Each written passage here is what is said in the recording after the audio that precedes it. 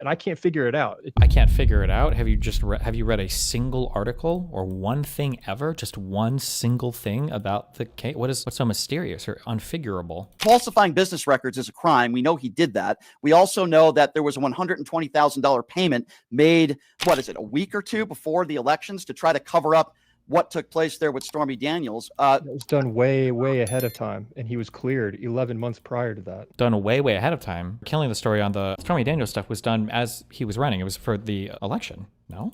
Michael Cohen had already been retained by him, and he was already collecting campaign funds for this, right? So you don't think there was any criminal wrongdoing at all in this case? What was the criminal wrongdoing? I'm asking you because I'm not claiming he did something criminal. So if he did something criminal, just look at he was convicted in New York State. Just read the charging document or I'm sure they put out some statement about the convictions. You do. I'm not claiming it. A jury found him guilty. So this is what happened on Tim Pool, though. But if I ask you, okay, but what did he do criminal? Well, falsified business records, fraud, obviously is one characterization. What did he falsify? Where was that? Where did that happen? Inflating his business records. I mean, you could. Oh fuck, he's mixing up different things. Inflating business records or property values was a different thing. I think so, right? The fraud that he got nailed on was he lied about payments that he was making to Michael Cohen that were being used to do campaign-related stuff. Part of what was that Stormy Daniels story? He misrepresented these in his book, saying that they were just like personal lawyer payments, but they were actually payments for this particular thing that was being used to help him with the election or whatever. I don't know if he's using campaign funds for it as well, but you could look that up. I mean, the 34 counts are pretty clear in what he did. Now, I think most people, even Tim Pool would agree that at worst case scenario, these were misdemeanors. And I guess what did he inflate in regards to Stormy Daniels? Okay, well, that's just one portion of that's what he was. There was a singular action. He made a payment to Stormy Daniels. That's the only actual action that occurred. I don't know if he paid her directly. Donald Trump, New York State convictions. Trump was charged with 34 felony counts of falsifying business records to conceal payments made to the pornographic film actress Stormy Daniels as hush money to buy her silence over a sexual encounter between them, with costs related to the transaction included. The payments totaled $420K. The Manhattan DA, Alvin Bragg, accused Trump of falsifying these business records with the intent to commit other crimes. I don't think Trump sent the money to Stormy Daniels. I think it was done through Michael Cohen. That was where the accounting thing the fraud was done, right? Prosecution argued that Trump's 2016 campaign sought to benefit from the payment of hush money to Daniels through Trump's former lawyer, Michael Cohen, who was reimbursed via a false retainer agreement. Prosecution rested on May 20th, 2024. Okay. My 34 counts are around that. And my understanding, it was falsifying records and trying to, and some people would use the term, it was campaign finance violations. And this was a week or two before the election where the chairman of the FEC, a prior chairman, came out 11 months earlier when all this was being debated and said, this is not against the law. And he was even cleared 11 months later at the federal level. But then the DA of New York, who ran on a platform saying, I am going to get Trump. He said, we don't care. We're going to try it anyways. And that jury with him came to this conclusion, and people are questioning that. So when I'm asking for the evidence, and I can't figure it out, it doesn't. I can't figure it out. Have you read a single article or one thing ever? Just one single thing about the case? What's so mysterious or unfigurable? Well, I'm not a juror. I didn't see the evidence that they saw. But let's just say you're 100, for argument's sake. Let's just say you're 100. Shouldn't we be able to see that evidence if we're going to call the president a felon? Well, I mean, you don't see all the evidence in every single case for a reason. Not every trial you get to see the evidence that the jury sees. That's just the way our country works. That's the way our justice system works. Is that true?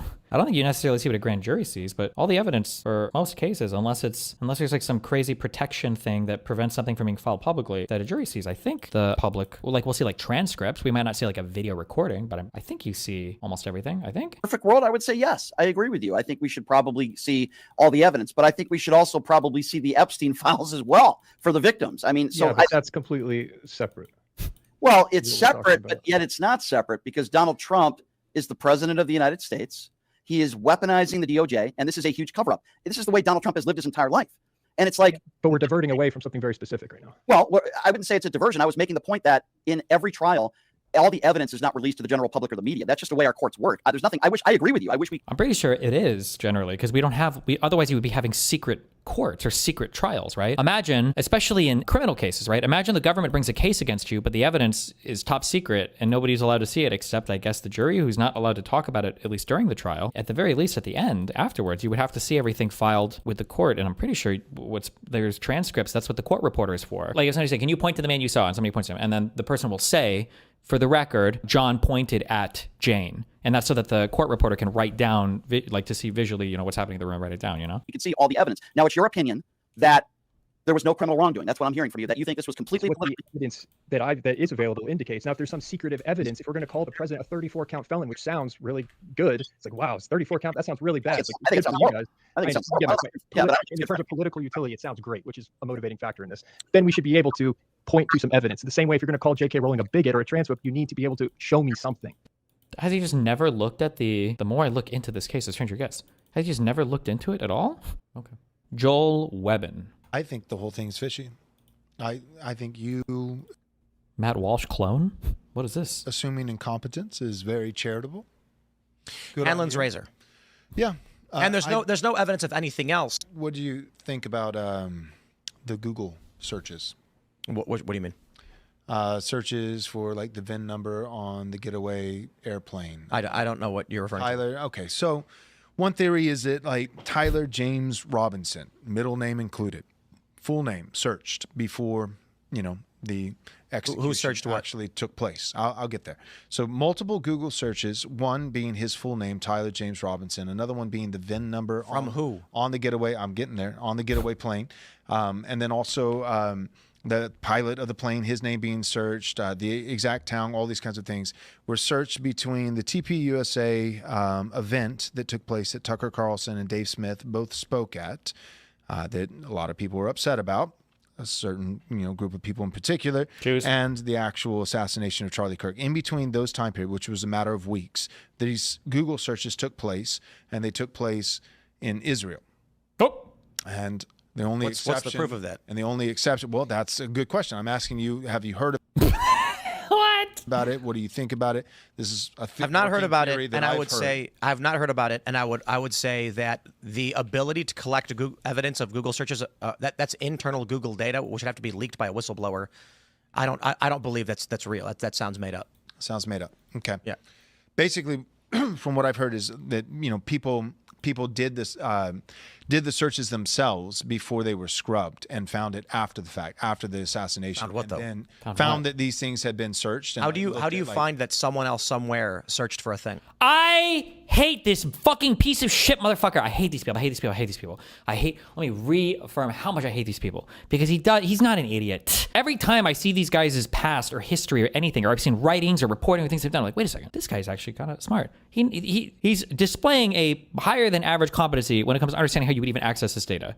The only people who know anything about Google searches, this would have to be internal Google people. You can't just randomly fucking pull this shit from somewhere, unless you have access to a person's computer, I guess, and you go and see their history. But it doesn't sound like the other guy's asserting that at all. And Tim is rightfully pushing on, like, how did you get this information? Who leaked this? Where did this come from? But it's because it's about a conspiracy that he doesn't like. So now the ultra critical thought hat comes on, and it's not about the other shit that he's trying to lie to his audience about because he's fucking evil.